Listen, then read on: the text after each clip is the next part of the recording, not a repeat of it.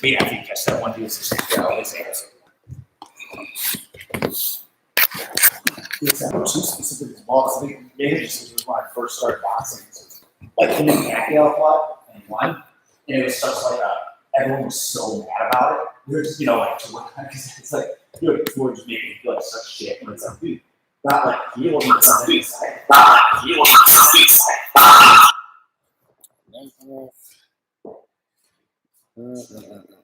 Share this. Let's try this again.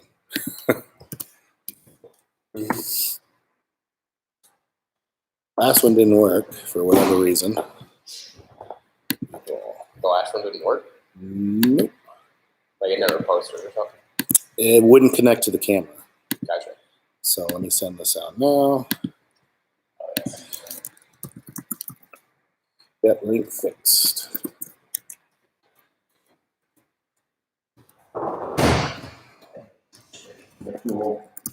Before you go for it.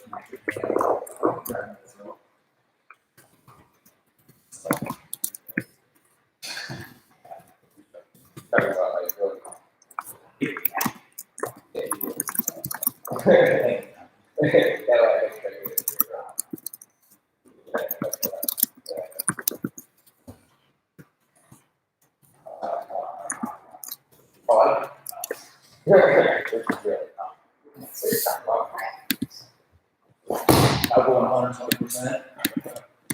Gotta get real reps, bro.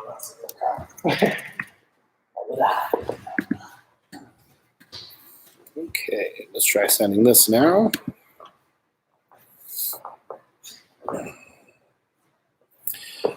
Okay.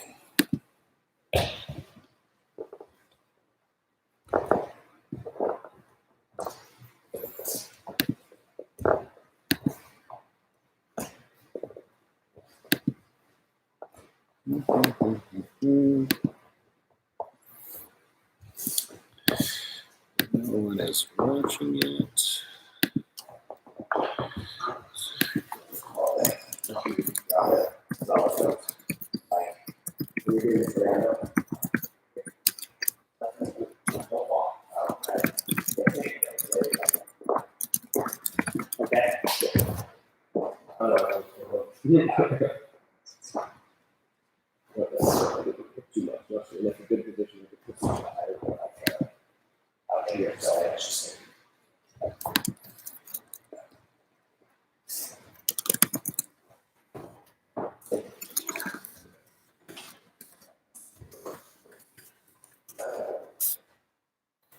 Okay.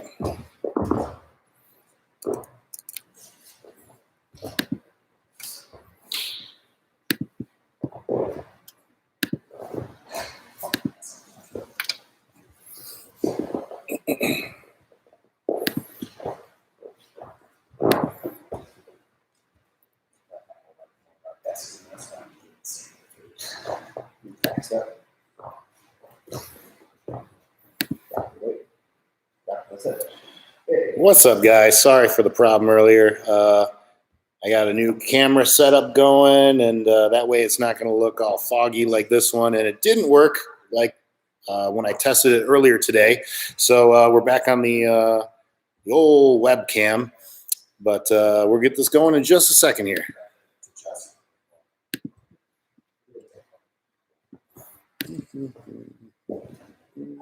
So not really going on just okay. Oh, this part. No. Just.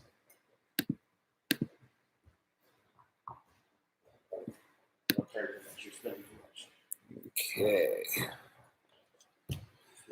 Let's see who we got here. John up 3-2-1. I don't know who you are, but let's see. Layla's watching. Brandon Lyons. What's up? John Shelnut. What's up? We're going to be covering a little bit of Kevin Reigel's watching. What's up, Kevin? Let's see. We're going to be doing a little bit of deep half guard today, along with what's up, Chase? Take a wild guess. John up 3-2-1. John Golding? I don't know how many Johns we have. We got quite a few Johns. What other Johns we got? I was thinking Shelnut. Oh, no, John Shelnut's got his own thing right over here, so it's not John Shelnut. John up 3-2-1. I have no idea. Other than Jonathan Gold, I'm probably going to get some flack for that one. But we're going to be doing a little bit of anaconda choke. Oh, wrong. Uh-oh. Rachel's up in here. We got 8 people watching. We're going to do a little bit of anaconda choke. We're going to do a little bit of Armenian necktie, a little bit of Japanese necktie, talking about the different necktie and head and arm chokes that you can get into from front headlock and side mount positions, along with some deep half guard. So we're going to get started in 1 minute, give people a chance to switch from the other link over to this one. Again, sorry for the technical difficulties. We'll have the next stream on Wednesday. We should have everything worked out by then. And stream quality will be a lot better. Audio quality will be a lot better. And yeah, that's pretty much it. So go ahead and keep warming up, guys. We'll get started in just a minute here.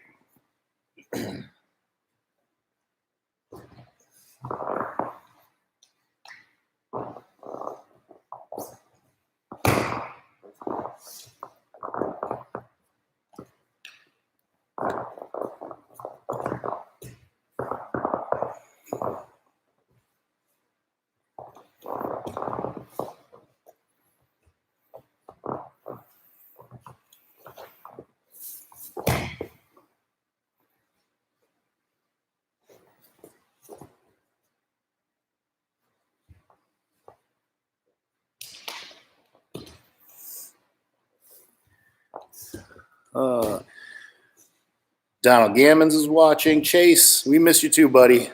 I'm missing everybody big time right about now. Right to that back triangle. Back triangle. Yeah. You talking about before that? Yeah. Just being an asshole. that was. That's just wrestling stuff. That feels like that's. We got heat. Slow this up.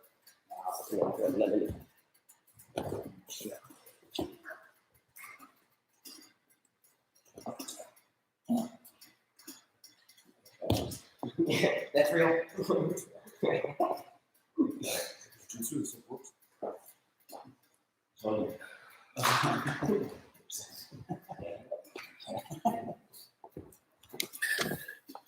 All right, John, you're killing me. Who is this? John up 3-2-1. John, like Jorge, Jorge's brother, maybe? I don't know. I don't officially learn names until you get a blue belt, so. How was that reason? I said you're not a person until you're a blue belt. Yeah. That's Eddie Bravo's rule, not mine. But how's everybody holding up during the quarantine right now? Leave a comment. Let us know how you guys are doing, how you're spending your time. I don't know about you guys, but I've been busier than ever, just editing videos. And you learned mine a whole long ago. I don't know, man. You're killing me. Cooking and eating great. Yep. Been doing a lot of cooking, a lot of dishes too. Dishes have been taking up a big portion of my time. Yeah, haven't played any video games yet. No video games yet whatsoever. I just ordered Rocket League Gaming, so I'm looking forward to playing that when I get a little bit of downtime. But no time for video games. I've just been editing videos and working online and making some updates and trying to get a new website going. Our long-term plan is to have an online portal for you guys that you can log into as long as you have a membership, and you can see all of the techniques that we teach on a daily basis. My goal is to basically have a website that you can log into, and we record every single day the techniques that we cover in class, and you'll be able to review what we did each day. All right. Oh, you guys are tired. What is going on here? Okay. Yeah, keep going. All right, so we'll get started in just a minute, guys. Has anybody gone crazy yet? That's my question. Anybody snapped? Let's see. We got 14 people in here.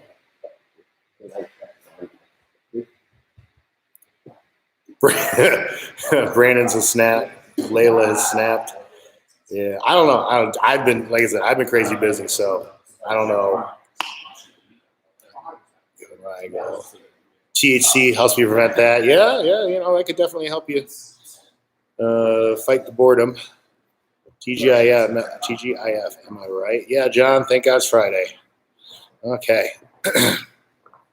All right, so let's get started. This is my normal life besides not training. Yeah. Okay. Let's get started with some of the chokes that people were asking about, specifically the anaconda choke and the Armenian necktie. The anaconda, you can kind of think of it like a reverse darce. Go ahead and lock up. Just wrap. So just kind of sit on your knees for a second. Yeah, and just sit up so people can see your neck. Yeah.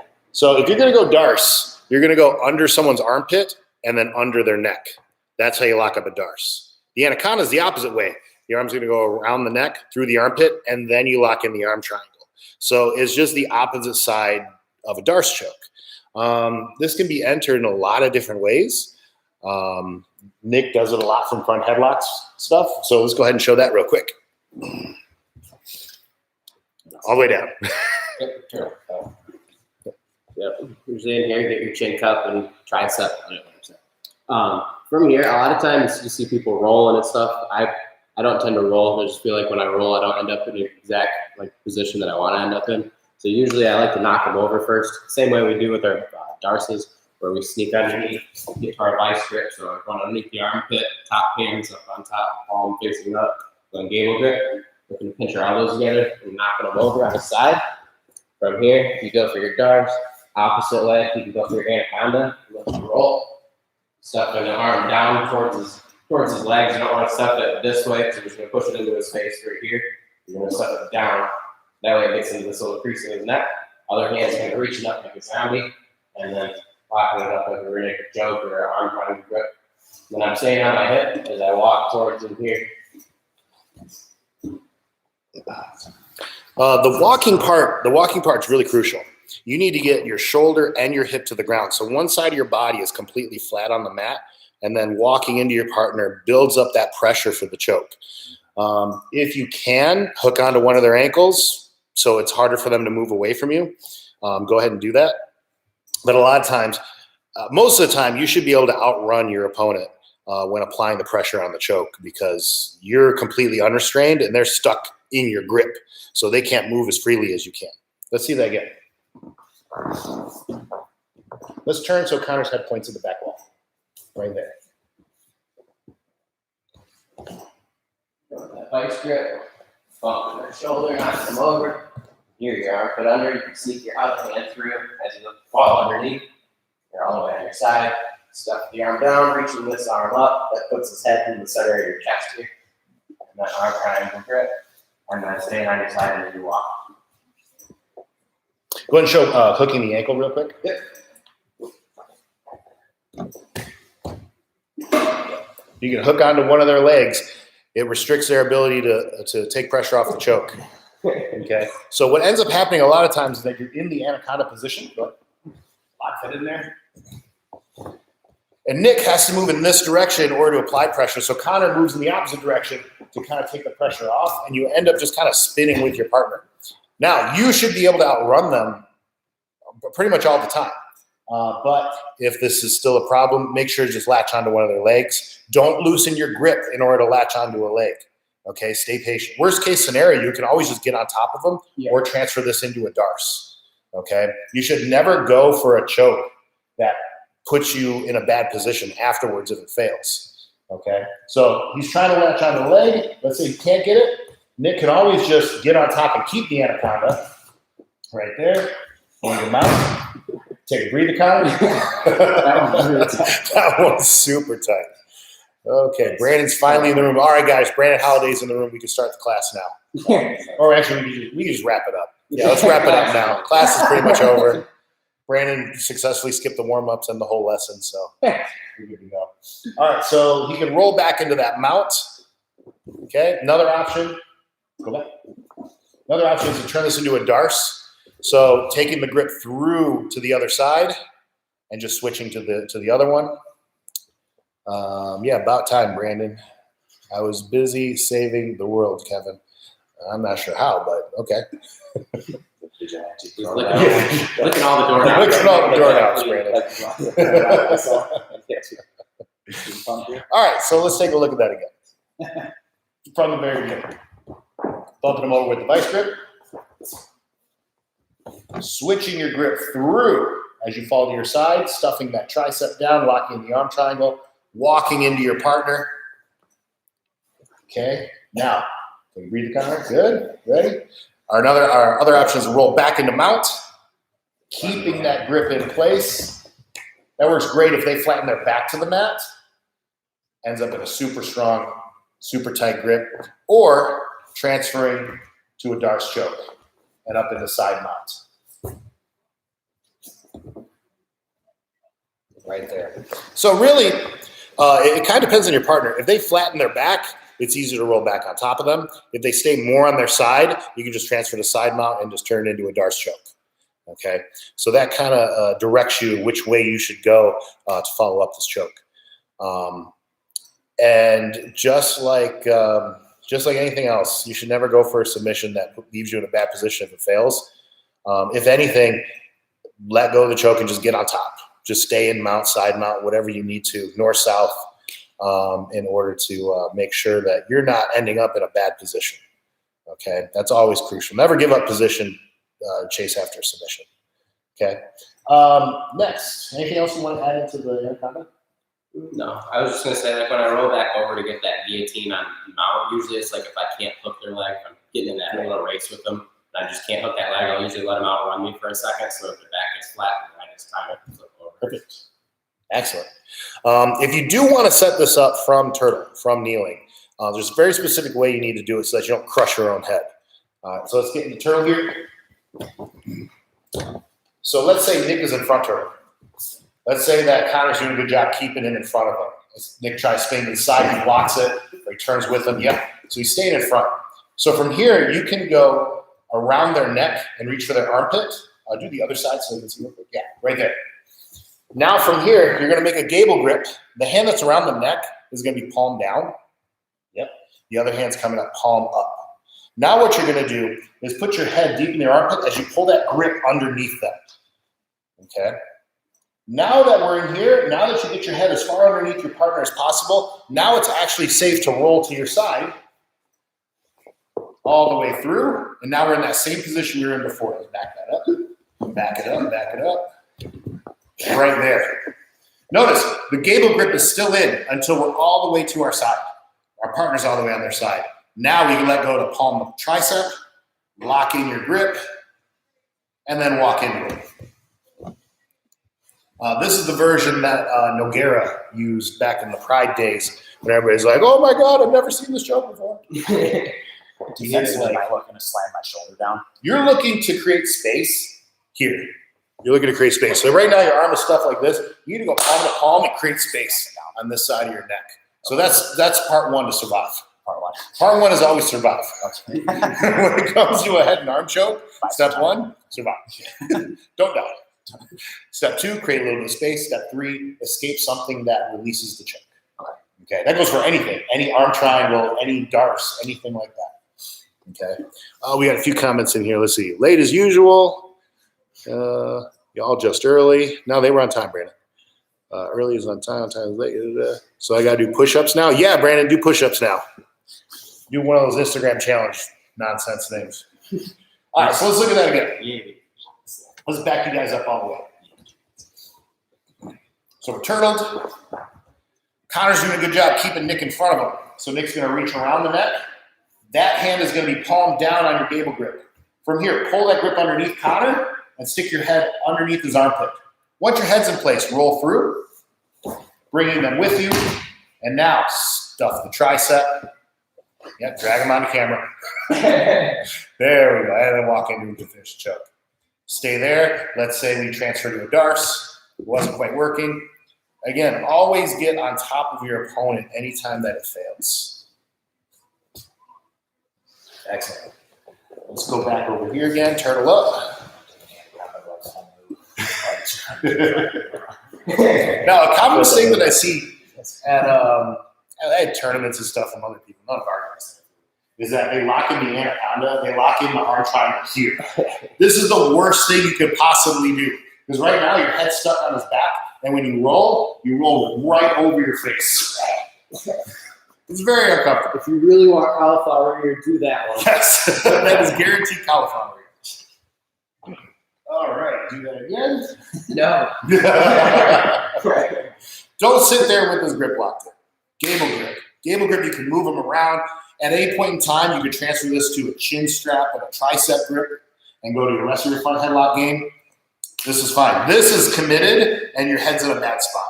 So always go gable grip, pull that underneath, get your head in the hole, and now roll through. Right there. Stuff, lock it in, and walk. Cool. Where's Scott Lambert at? He was the one asking about this. Scott Lambert watching right now? Okay. So wrestling classes, kind of show that one a lot. Next up, let's talk about the Armenian necktie. This is a choke that was made popular by Carl Parisian, and I haven't hit it with a ton of consistency. I know a lot of guys that have. One of Eric Paulson's guys is like just an absolute killer with this. He kind of spams it at tournaments. He'll just show up and just Armenian necktie everybody. It requires your opponent to kind of put their arm in a not great spot. But think about setting up a Darce choke, but not working your arm through. We're basically putting him in position for Darce. So let's start inside down. Let's have your head point this way, Connor. You point that way. Back up. Back up. Right there. Cool. So let's say Connor bridges to get the underhook. Yeah, and gets on his side right here. Okay, so normally for a Darce choke, we're going to be reaching around the arm and underneath the head here. Okay, that's kind of the go-to setup. Now, let's say that let's go for something different now. All right, so the Armenian necktie, you're going to keep this arm behind his back, and you're going to gable grip. Okay, the hand that's behind his neck stays palm down here, and the other one palm up. The hand behind his back, palm up. Okay. Now, this arm, this shoulder, you're trying to get underneath your chest. So Nick is actually going to kind of pull this shoulder in and get up on top of it. Okay. Notice what that does. Rotate this way. Put your leg back for a second here. Kind of drop your arm. This kind of allows you to loosen up this arm so you can move it a lot more freely. Okay. Go back to where you were with this arm here. Right now, this arm is kind of locked into place and you can't do much with it. When you pull this underneath, right there, now you have a lot more freedom to move this around. The key is you want to get this forearm underneath super tight to that carotid artery. Okay, once that is locked in, once you feel that in the flesh of his neck, now we're going to take the right leg and step over their head. Right there. You can put your head on the ground at base, and now you just push their head with the back of your hamstring as you maintain your grip by curling both arms toward your chest. Here. Let's take a look at it from the very beginning. Stay right here. You'll have 45. Perfect. Okay. Connor gets the underhook, gets on the side. Nick goes gable grip. He pulls that shoulder underneath his chest, right there. And now that bottom arm, he finds the fleshy part of his neck and works his forearm in there. Steps over, puts his head on the ground for balance and base. Both arms are clinching in as he extends the leg against the back of the head. Another way to apply this choke, right? You doing all right, Connor? Yeah. Okay. Is once you step over the head, the bottom hand can now grab your shin. Yes, right there. That's another way to do it. Same idea. Put your head on the ground, and now apply pressure. It's a little funkier. Yeah. If I put it up. Yeah, it's okay. It's okay. That one takes a little bit more feeling out, but that first version is the go-to version. Okay, you maintain your gable grip from beginning to end. So it ends up being very little risk. All right, go back in position. If this fails, he gets that under, he gets the gable grip, he steps over the head. If he doesn't get a tap from his partner, he just takes the leg off and he's back inside mount. That's one of the great pros to this technique is that it's very low risk. You can attack it, and all right, let's see if it works. See if you can get the tap. If we don't get the tap, oh well, no big deal. We're still on top in a dominant position, and we're really wrenching on their neck this whole time.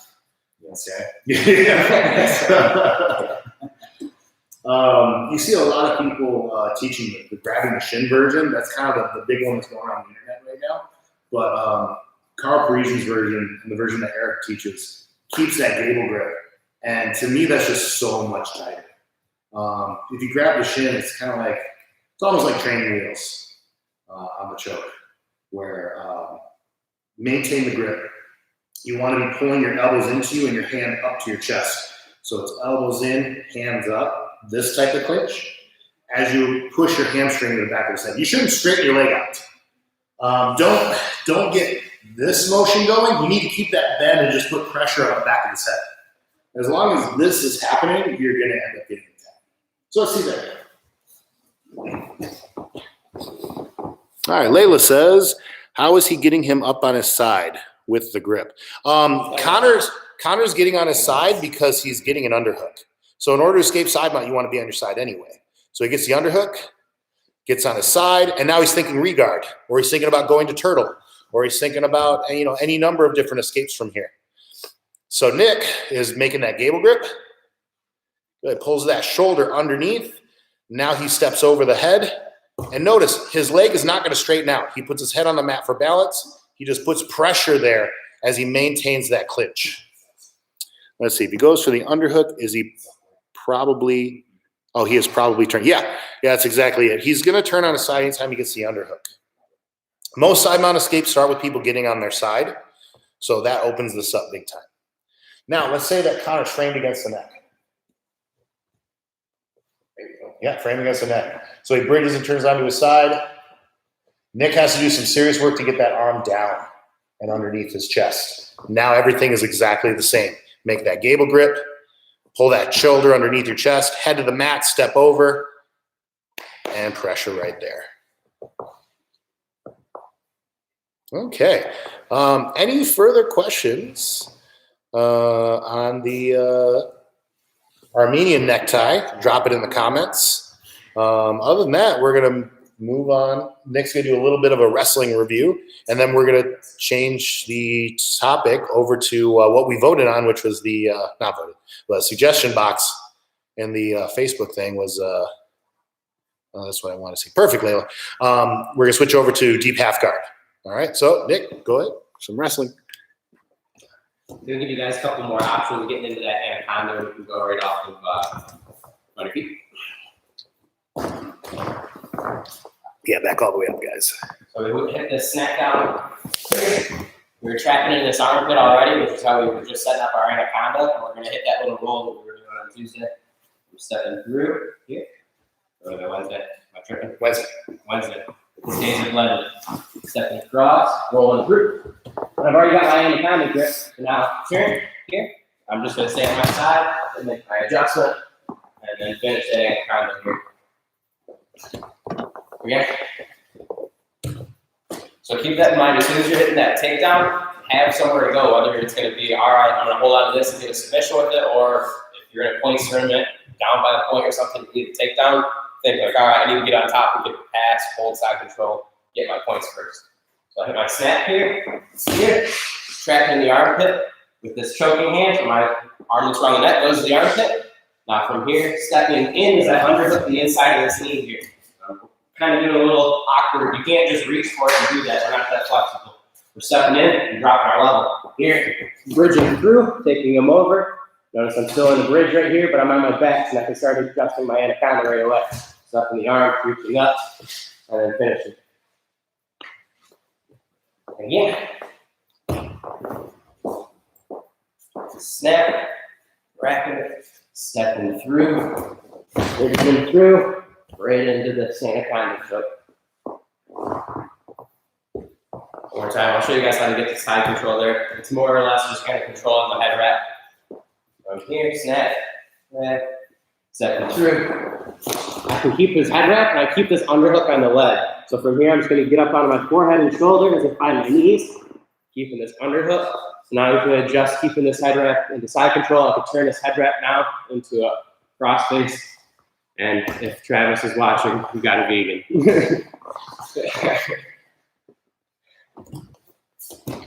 Or if Travis hits you with this, know you're gonna get vegan, so you better get out. Snap, step, roll.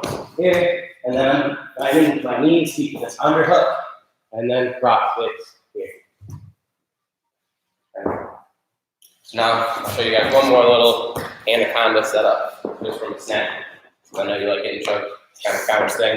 So we're here. Yeah.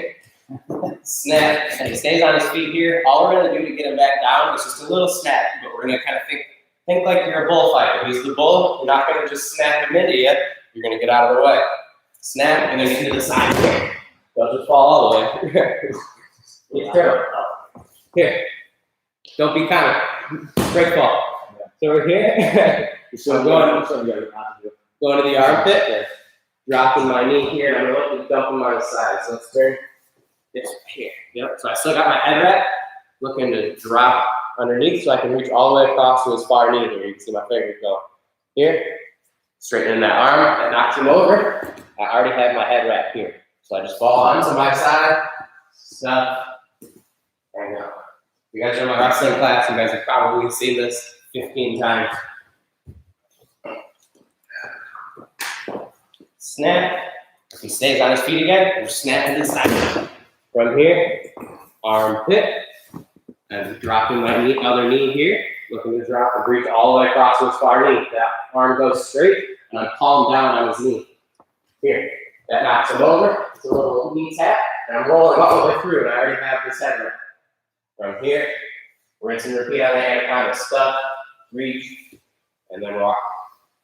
Again, just internal. Let's go. I got chin strap, triceps, reaching through to the armpit, dropping my knee. Now I'm reaching all the way across to the other side, palm down. You need to drop this knee because you're not going to be able to just go from here and reach across and then have any bit of power at all. This is me trying to have to go. You got to get to the side here. Now drive through. Come over. While he's on the side, rolling over the top, reaching up to the anaconda, or say I just knock him over here. You want to get into side control, superior points, drop the knee in the side, cross face, and flatten him out. Here. Oh, there's your Armenian necktie. Look where that shoulder is. Take the Armenian. Yeah, right there. Yeah. One more time for good luck, right? Like I said, counters into the side. Right here. Actually, I'll do it on the other side. Reaching across, knee tap, knocking him over, rolling over the top, anaconda, or staying on top. Put your knee against the hip here. He's probably gonna try to shrink away. Keep your knee in tight. Cross face. Shoulder in. Cable grip. Step forward. Head. And or if you're Vegan. Travis, you know. Yep. Yeah. Travis posted in the Facebook thing like, "Oh, I want to see some vegan arm triangle setups." I'm like, "You have all of them. Come to wrestling class. You've got them all, Travis. You've got all my setups, buddy." New recipes. Donald Gammon says, "This is going to be rough on my 9-year-old when I drill it on him." Yep. It's going to be rough on anybody you drill on. Still learning attack. Any of the anaconda or Armenian necktie, Japanese necktie, Darce choke, any of those head and arm chokes that you can hit very readily off the wrestling game, they're all going to be tough on whoever you drill with. So please take care of your training partners, especially those that don't train on a regular basis. You know, we're kind of limited on who we can train with right now. So yeah, it's not to break everybody. Find yourself a counter. Yeah. we all need a counter in our lives. Yeah. All right. The topic that we really want to everybody kind of asked about was deep half guard. Deep half guard is actually a quarter guard because you don't have their knee. So it works in a very similar way to X guard. So let's take a look at full guard right now. Or, yeah, full guard. Okay.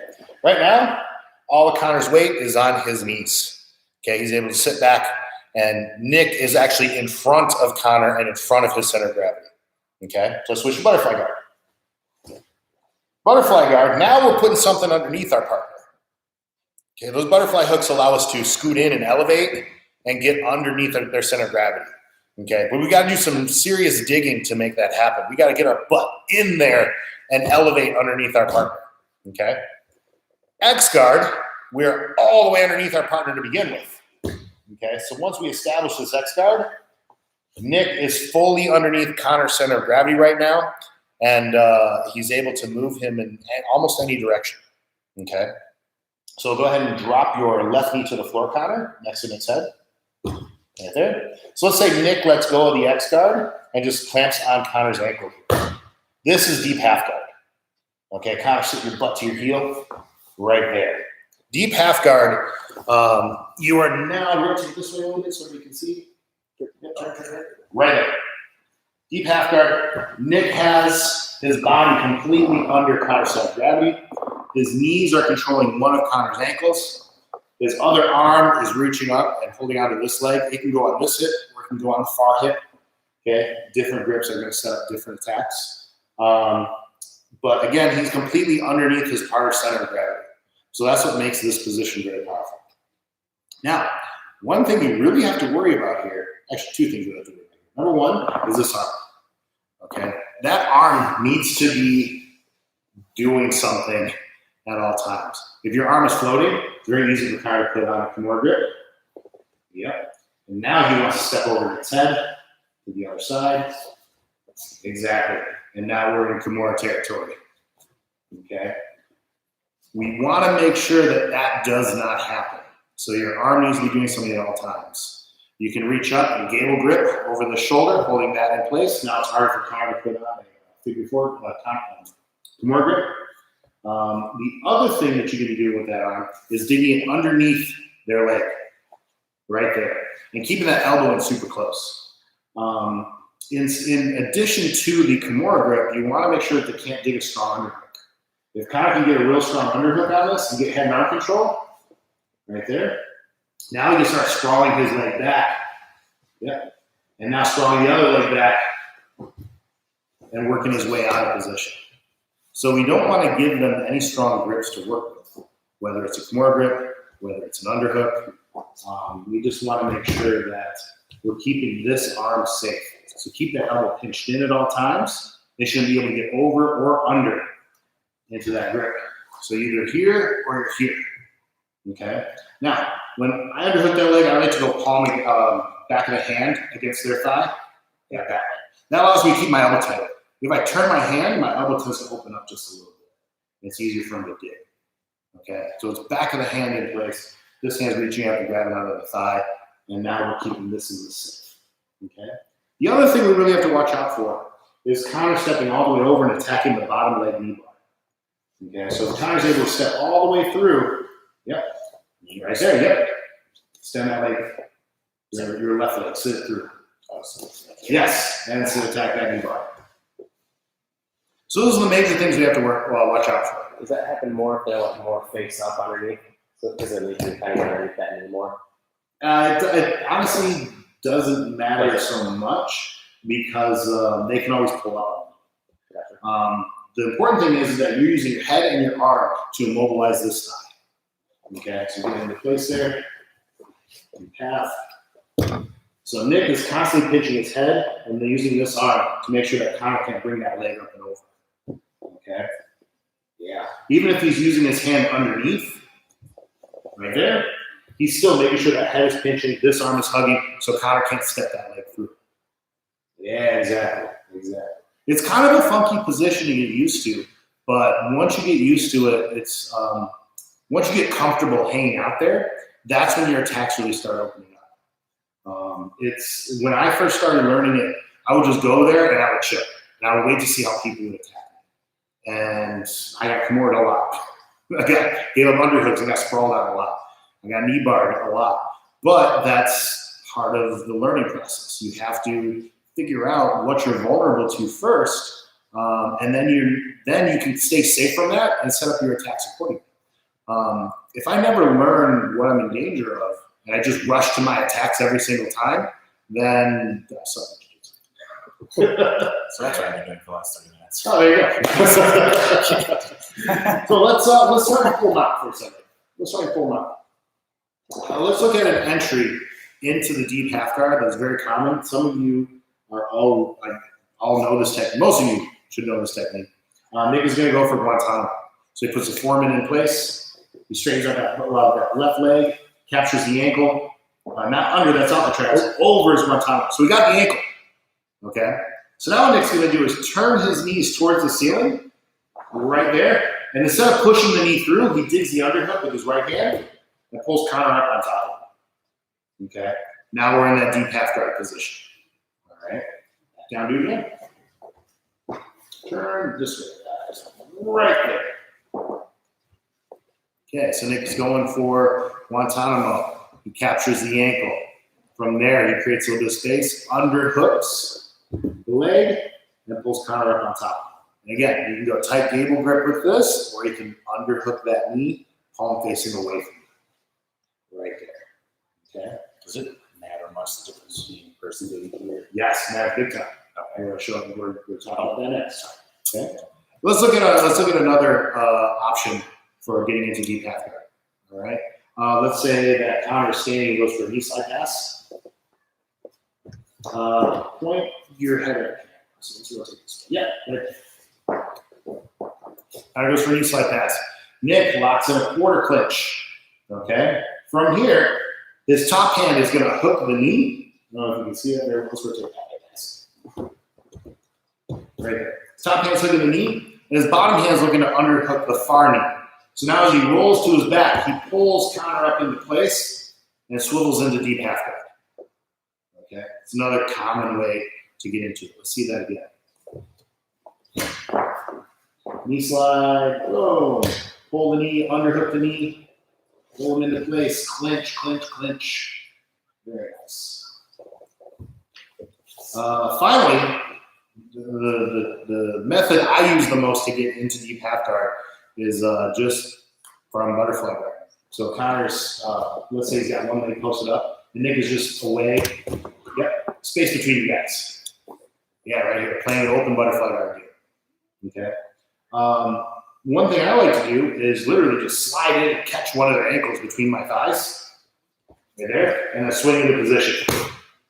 So you're kind of diving into this deep half guard and locking everything up. Okay. So one of the first things you're looking to do to attack when you start getting into deep half guard is going out the back door. And this goes back to your point. Doesn't matter if your weight is forward or if my weight is back. If your weight is forward, back door is wide open. You're just inviting that in. That sounds horrible. All right. So let's say pick an entry. Let's say you swing into deep half. Okay. Swing into position. Let's say Connor's hands are on the mat here. It's very easy for Nick to pop his head through, and now he's on behind him. It feels kind of silly, doesn't it, Connor? Yes, it does. So a lot of times from this very first entry, Nick is already trying to swing his head underneath from the very beginning. Yes. And coming up, and you can come up into a single leg with this. Yep. You can come up to the back. There's a lot of different options. Double leg, single leg, any of that stuff. Let's see. Chase says, how do you fight if someone is sprawling on you? Yeah, clinch. That clinch is important. So you don't want to underhook the knee. You want to control at the hip. Okay, that's one important distinction to make. So let's get into that deep half guard position really quick. Okay, let's turn so the camera can see. Right there. If you look at Nick's hand, his right hand, he's controlling up at the hip. Okay, the higher he can get on Connor's leg, the better. Now, if Connor sprawls, that leg's not really going anywhere. If Nick hooks down at the knee and stays really low with that right hand, yeah, Connor's going to sprawl out of that. Okay? So you want to make sure that you're high. The higher you can get to the hip, the better. Whether it's a gable grip or if you're just clamping on with one hand, you want to control the hip, not the knee. That's how you prevent someone from sprawling on you. Okay? So let's go back here. Now, if Nick starts rolling to his left side and he can pop his head out, he's out. Back position, single leg, double leg, all that. That's kind of your go-to attack. Okay? Now, as a response to this, Connor wants to sit his butt to his heel on this side. Yes. That's what's going to shut down that back door. Okay? Because that is flat, Nick can't get underneath and fit his head through anymore. Okay? As a result, his weight is on this side, and his right leg becomes very light. This is what opens up the other attacks, having one light leg and one heavy leg. Let's reset. So let's say Nick swings into this deep half guard position from the very beginning.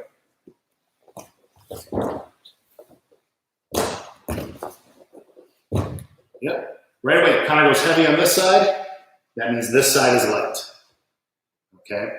This is what opens up the rest of our attacks. So let's take a look at how we can take advantage of it. Attack number 1 is the Homer Simpson sweep, as was named by Jeff Glover. Okay? So right now, Connor has a base back here, and he has a small base over here, meaning that if Nick tries to roll him up this way, he can put some weight on this leg and stop the sweep from completing. So what Nick is going to do is move this base just a little bit out of the way. So he's going to walk his feet to the side. Yep, right there. So that just shifts that one post with very little weight on it out of the way. So now Nick is going to turn and get up on top of Connor here. Yep, and pass the guard. You end up in an over-under passing position, which is a super, super technical passing. I don't have really a lot of time to go through that. Anyway, you can backstep and get into twister side immediately. Let's go ahead and do that. Jay says, I've been holding the knee. Yep, that's your problem, Chase. Okay, deep half guard. Connor sits under that one side. That makes the other leg nice and light. So Nick is walking out of the way. Walk, walk, walk, walk, walk. Now he turns. Gets up to his knees. Back step out.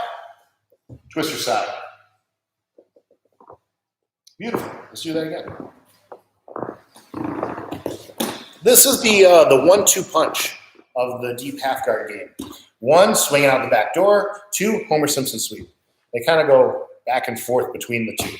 Connor can go heavy, which leaves this open, or he can put his weight in the front, which leaves the back door open. Right there. So these are your main 2 attacks from deep half guard. Out the back, Homer Simpson. Out the back, Homer Simpson. Out the back, Homer Simpson.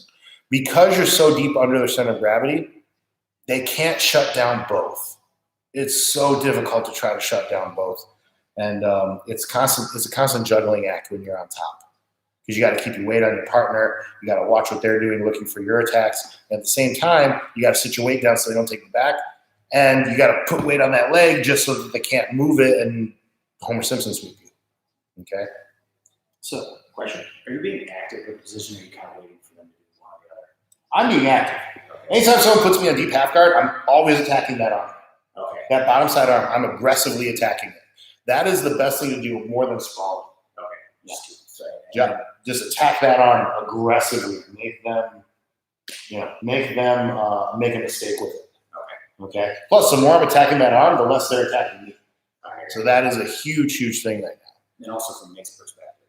Not if it's tall Alex. Yeah, tall Alex. Tall Alex makes it really tough. Santini is just like, all right, I'm understanding it. Well, actually, his legs are so long, you should hit the back door almost every time. It's probably hard for him to shut off all that space for you to work your way out. So really aggressively attack the back door on Alex. Again, that sounds terrible. Just backdoor attack.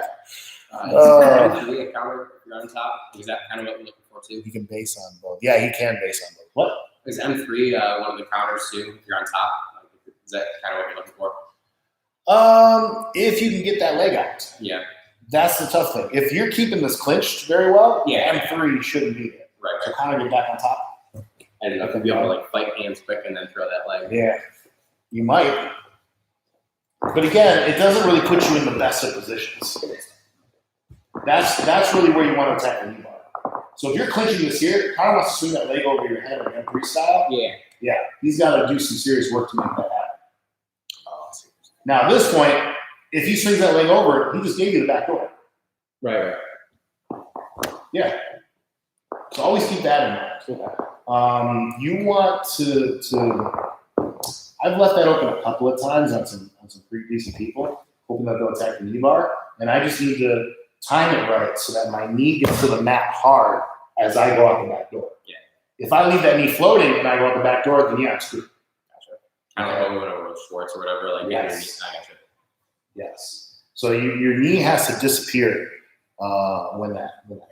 So let's see that again. Yeah. So look at Nick's bottom knee right now. Okay. If he leaves that up during the backdoor escape, Connor can turn and attack that knee. Yes. That's what you need to watch out for. So when Nick goes out the back door, he's got to get that knee out so that there's nothing to attack anymore. Very good. Other questions? The other one is from like Nick's viewpoint. Is he moving a lot with this, or is he just kind of settling waiting for me to react? I'm never really waiting for you to react. It's I'll move your weight in a way to set my attack. Move your weight to set this up. Move your weight to set that up. So you're doing a little bit of like jockeying. Yeah. Not aimlessly, but I'm doing it a very specific way to set this up. The first thing you're trying to do is get their hands on the mat so you go out the back door. Okay. So you're being pretty aggressive about trying to really whip me down. not necessarily aggressive. I just want there to be pressure. Okay. Most people nowadays know if you're going against a purple belt or a brown belt, most of them know how to defend deep half guard these days.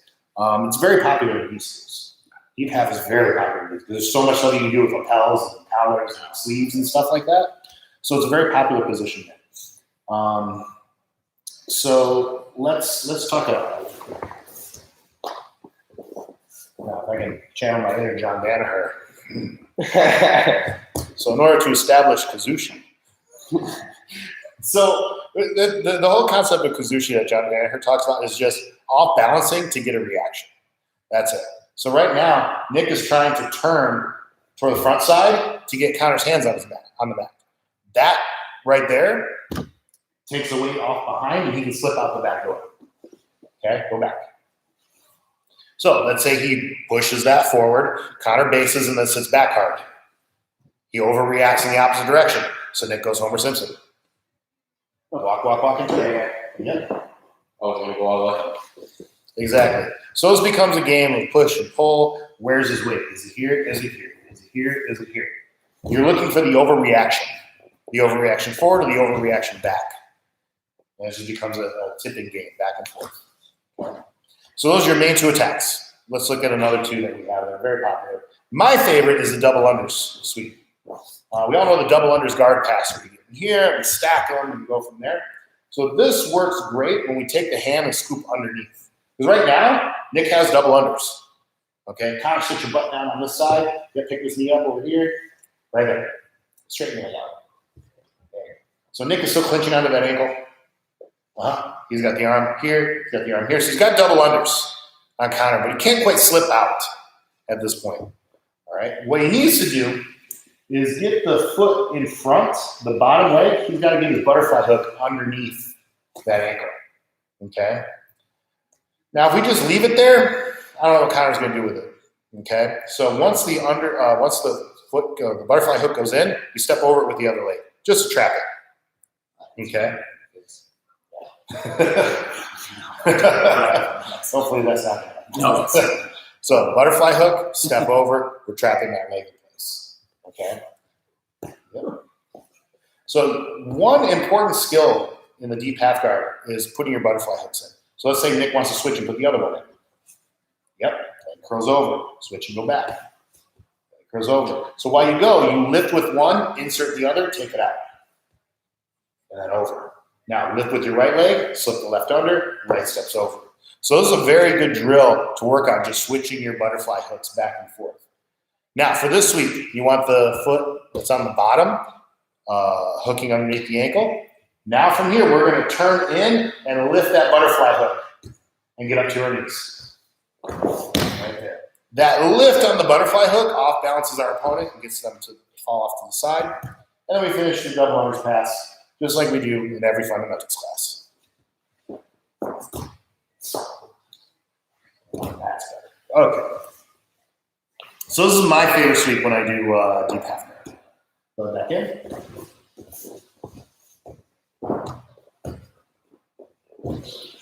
Oh, we get an under butterfly hook on the bottom leg.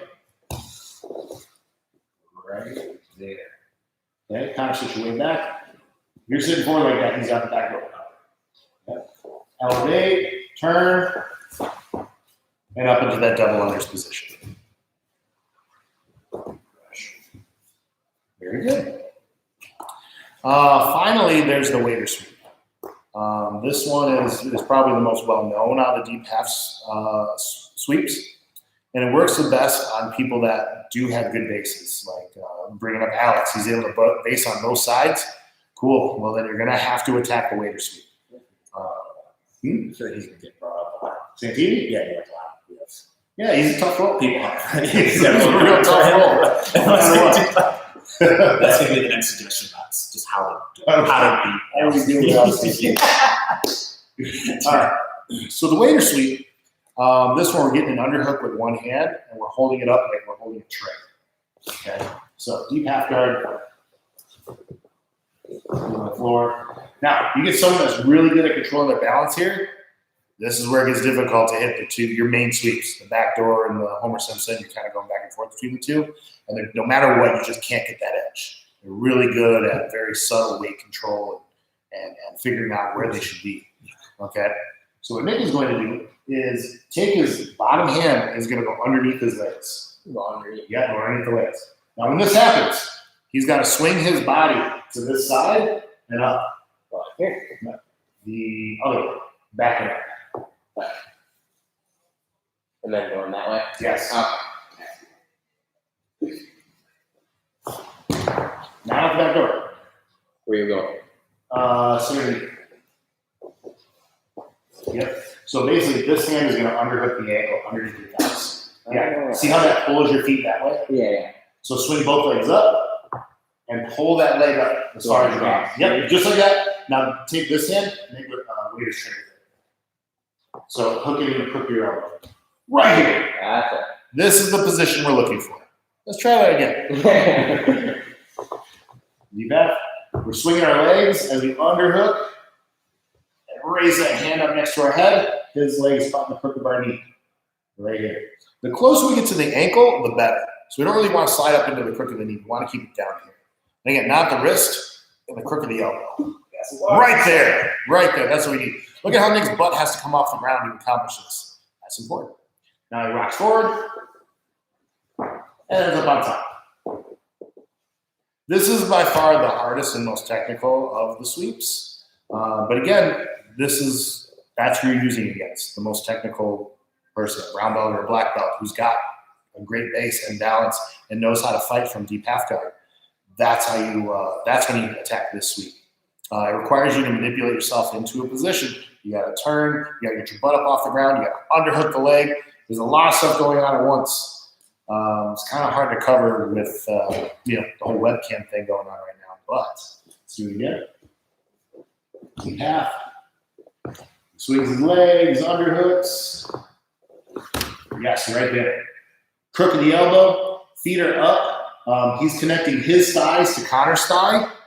And now he kicks to sweep. Right there. Twist, unravel, and twist your side. Okay. That's it for today, guys. So the 4 deep half guard sweeps that we went over. Let's go through that again. Oh. Well, don't take that for Okay. So sweep number 1, back door. We're trying to get their hands to the mat so their butt is light. We can slip out the back. Single leg, double leg, back take. You've got your options. Okay. Next, he's sitting his butt back really hard. So we got to move that leg out of the way. Walk, walk, walk. And then turn. Roll up on top. Next. Folks, you want to catch that pose down? Yeah, you can always grab it. Next, we're underhooking the knee. That front butterfly hook has to go in. There we go. And now we kick and sit up, roll up on top into double unders. Double unders, not bad. Yeah, he's never gonna let you just go through the middle of that. And show me how to do it. And finally the weight sweep. Oh, switching up on it. Okay. Right there. Up and over.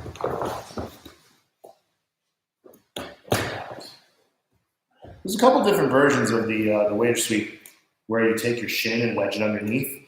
That takes a good deal of flexibility and dexterity. So we can cover that more in depth when we're back in here training on a daily basis. So that's it. It was a quick primer on the deep half guard. Hope you guys enjoyed that. Our next live stream is going to be Wednesday at 6 p.m. We'll do another post in the on the Facebook page to take some requests for techniques. So without further ado, thank you guys very much for tuning in. Hope you're all healthy and doing well. I know things are kind of crazy, but you know, anything you guys need, don't be afraid to reach out in the Facebook group. We got a ton of people with very, very different backgrounds. If anybody needs help with anything, don't be afraid to ask. You know, we're a big family here, and we take care of each other. So, you know, if you need a grocery delivery or if somebody's running short on toilet paper, I'm sure somebody in the group's got your back. So don't be afraid to reach out, guys. Hope you're all doing well, and we'll see you all very soon. Thanks.